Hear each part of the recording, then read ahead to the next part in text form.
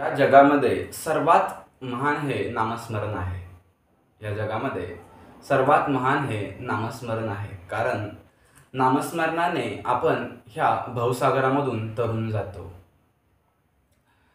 आता विचार करायला गेलं तर नामस्मरण काय असावं, नामस्मरण कसं असावं. आपण रोजच्या जीवनामध्ये नामस्मरण करतो, भक्ती करतो. भक्ती वेगळी आहे आणि नामस्मरण वेगळं आहे. तुम्ही भगवंत भक्त होणं वेगळं आहे आणि भगवंताला आपल्या पूर्ततेसाठी फक्त आठवून त्याची भक्ती करणं हा भक्ती मार्ग वेगळा आहे. भक्तीचे वेगवेगळ्या पद्धतीने अनेक भाग आहेत. भक्ती एकच आहे परंतु भक्तीचे भाग अनेक आहेत. कारण आपल्या वस्तू पूर्ततेसाठी आपण भगवंताकडे इच्छा ठेवतो आणि इच्छित फक्त प्रार्थना करून ज्या गोष्टी आहेत त्या मागणी करतो. ती भक्ती फक्त तुम्हाला वस्तू अथवा तुम्हाला जे काही वैभव हवा असेल, ज्या तुमच्या इच्छा असतील त्या इच्छा मिळवून देण्यासाठी ती भक्ती आहे. ती भक्ती तुम्हाला या त्रैलोक्यापासून पार करण्यासाठी ती भक्ती नाही आहे. कारण त्रैलोक्यापासून पार होण्यासाठी भक्तीचा मार्ग वेगळा आहे. ज्या ठिकाणी तुम्हाला काहीच अपेक्षा नाही आहे, कशाचंच अपेक्षा नाही, फक्त भगवंत नामस्मरण आणि भगवंत मिळावे ही अपेक्षा ठेवू नये. अशी ज्यावेळेस तुम्ही भक्ती कराल ती भक्ती ही सत्यभक्ती आहे. आपण ठराविक गोष्टीमध्ये गुंतून पडतो आणि ठराविक वैभव मला मिळावं म्हणतो, ठराविक ह्या गोष्टी मिळाव्या म्हणतो, ठराविक संसारातील ताणतणावे कमी व्हावं, हे कमी जास्त व्हावं, हे मला मिळावं.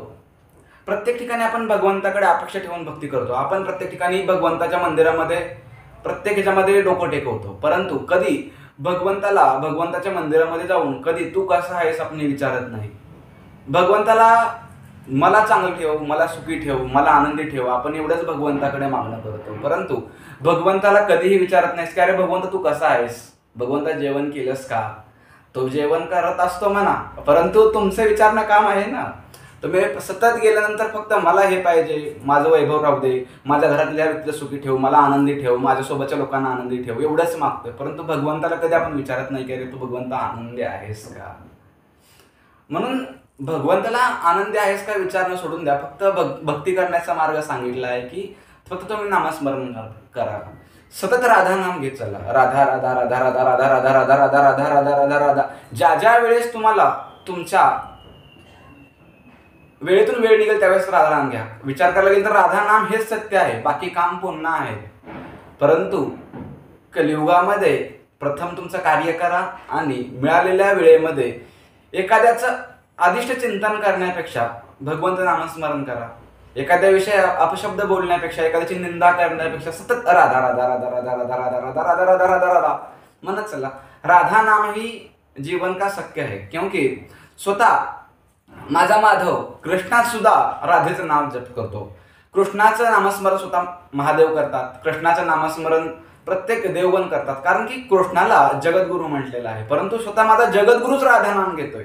राधा नाम हे फक्त प्रेमामध्ये घेतलं जात नाही. भक्ती प्रेम वेगळं आहे, प्रेम वेगळं आहे. पाहताना आपण आज सगळेजण राधे आणि कृष्णाच्या प्रेमाकडे फक्त प्रेम भावनेनेच पाहतो. परंतु ती प्रेम भावना, राधा हे कुठलं प्रेमाचं हे नाही, तर राधा भक्तिमय प्रेमाचं तत्व आहे. राधा विचार करायला गेल तर राधा हे तत्व जाणून घ्यायला खूप कालावधी लागेल म्हणा. कारण की राधा समजायला गेलं तर साधारण आहे आणि राधा जाणून गेलं तरी साधारण आहे. कारण की राधा हे फक्त आपण जे समजतो त्या प्रेमाचा भाव नाहीये. राधा हे तत्व आहे. राधा कुठली स्त्री नाहीये. राधाचं रूप तर स्त्री रूपामध्ये जन्म घेतला होता, त्यानंतर राधा हे तत्व आहे, भक्तिमय रूपीन तत्व आहे. राधा ही सर्वात मोठी माता आहे.